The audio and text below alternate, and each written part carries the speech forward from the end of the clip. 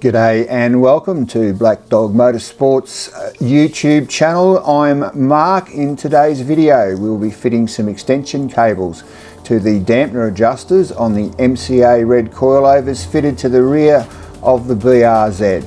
Just a bit easier access when we go to the track. So if that's of interest to you, stick around and I'll see you after the intro.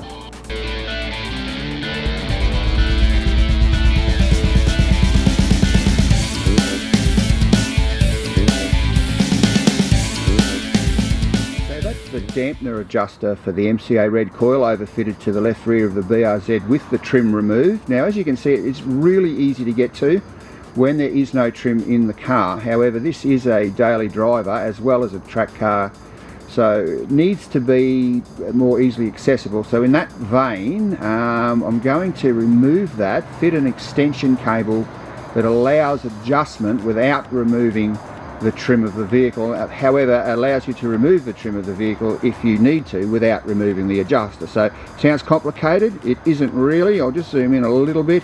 It's a little bit of fiddling around, but nothing overly difficult. So if that's of interest, stick around and I'll set that up and I'll see you soon.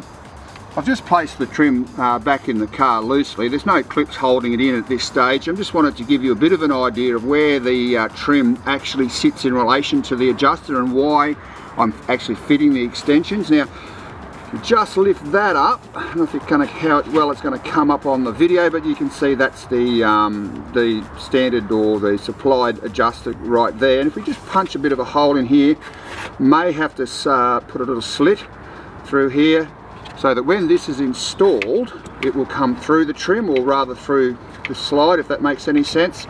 And we should be able that way to remove this trim area, or this trim piece I should say, without having to mess around with the adjuster. Now, on that vein, I'm also going to design up a clip that goes up the top here somewhere just to stop this flopping around, which is also easily removable, so the trim can be removed independent of the adjuster. So we'll nip inside, fire up the CAD program, draw something up, send it over to the 3D printer and come back and do a test fit. So yeah, I'll see you in a sec.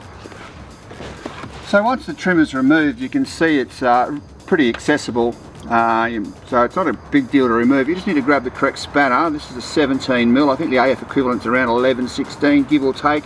I don't actually remember off the top of my head. And yeah, righty tighty lefty loosey, undo it. It really is that simple. So anyway, that's that. As you can see, it's just the soft hard on the top. I don't know if that's going to focus on that or not, but you get the general idea. Whilst we're here, I'll just place the, not that I'm going to leave it there, I'll just place this on so I don't have to reset the camera later on, but if you just line up the flat on the cable itself, just push down with the knurled nut and that will do up, not unlike the one we just undid. Make sure that's in, yes it is. And if we turn it, won't go that way, we're going hard, hard, hard all the way through and back to soft. And that is pretty much that.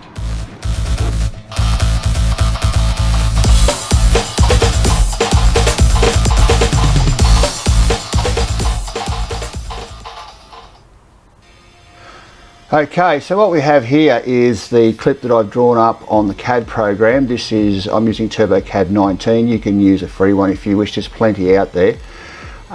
This is a paid program. This is the file now being loaded into what's called the slicing program, which takes the CAD file, turns it into a format that the 3D printer can understand. Now, if you don't have any of this stuff, that's cool. Just go to Bunnings, there's plenty of clips available that will do the job for you.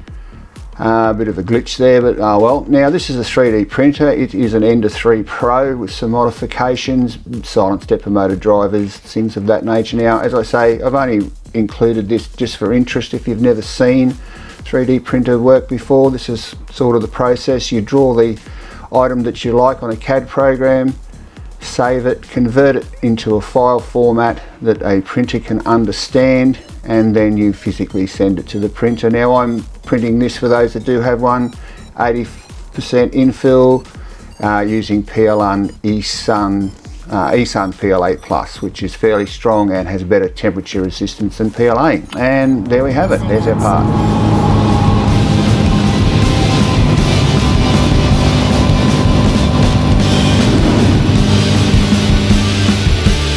Okay, so we're just going to punch the hole in the trim. Now, I was going to mark it with the paint pen, but pretty obvious where it is, so I probably don't need to do that. Put that over there for a moment. I'm going to grab my biggest punch. One thing to remember when you're using these, just get the paper out of the way. From the last time I used it, I think I'd have done that first, wouldn't you? Anyway, I don't know if you can see that or not. Quite a sharp edge. Obviously it's a punch. Always use it on a piece of timber, otherwise you will damage that face. So we won't mess around, we'll get that out of the way.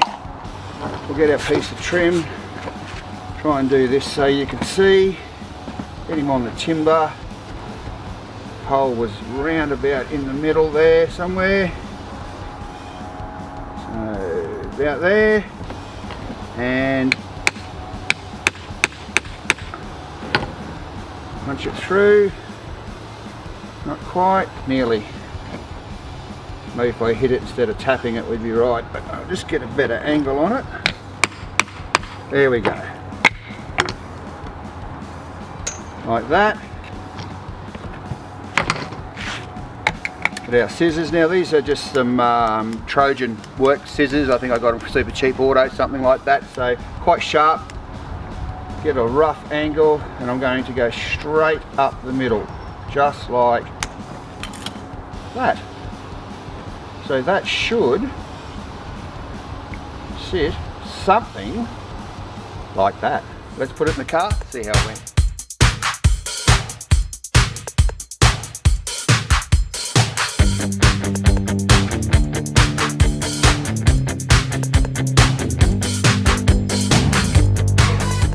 I've got the adjuster in, it's fitted permanently now. I just did it up a little bit tighter with a pair of pliers. I'm just going to try and get the trim in and just see how we went. See if it's sitting, might be sitting a little high for the size of the hole that we have, but that was the biggest punch that I currently possess. So we'll see, get it in there. No one said it was going to be easy. Anywho, so that goes in there. And that, yes, the hole is a little small, but it's not too bad. Get under the trim there, you probably won't be able to see me doing that. That's good because I'm making a mess of it. But anyway, there you go. That's, you can adjust it just, well, straight there if you really need to. You don't really need this top piece. But yeah, well, I'm quite happy with that. That's fairly neat. Now there's the boot section, which I'll take a picture of later, will actually sit along this area here, so you won't see a split either. So yeah, not too bad. We'll just sort the clip out to hold that cable and go from there.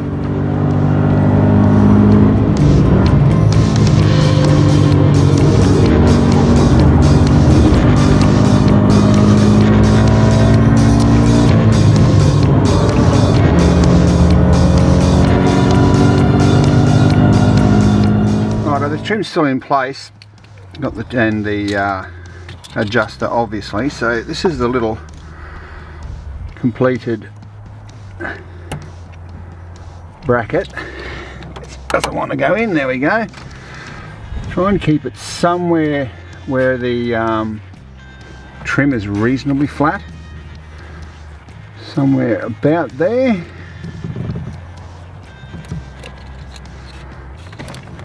Whoops, did I leave a mark? No, it didn't.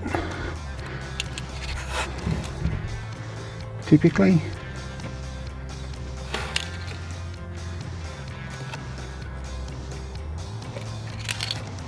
Probably a bit more than, there we go, that's probably enough, that tiny little mark.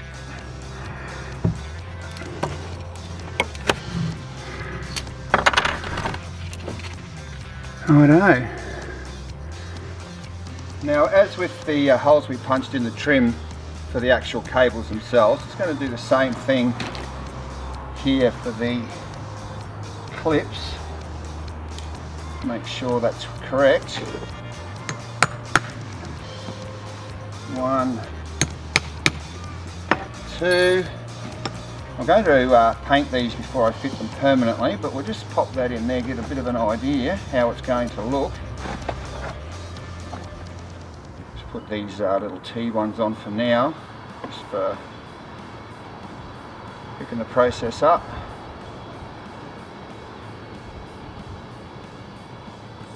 Something to hold on to. I'll put a washer and everything behind there properly when I permanently fit it, but that, and stop moving it around long enough, should be our clip.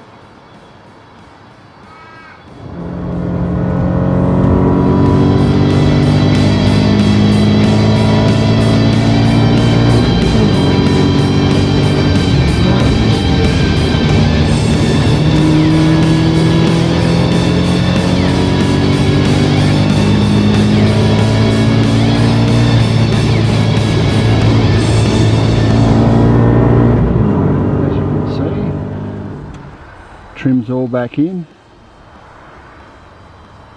adjusters are in place. I'll try and pan out a bit without making it too jumpy and jerky, so not too bad. I'd like to maybe rethink these brackets or clips a little later. They seem to stick out just a fraction more than I like, but yeah, better than it was. So time permitting, we may revisit, otherwise that'll do for now. So thank you. Well, if you're still here, thank you, and I hope you got something out of it. More videos of this type coming up as we get the car ready for the 2021 Subaru Nationals, including the livery, race seats, half cage, and yeah, the expensive list goes on and on. So if you liked it, give it a like. If you didn't, you know what to do. And remember, if you're having dramas, if you think the black dog might be chasing you, links in the description. Making the call is the hardest part. Okie doke, bye for now.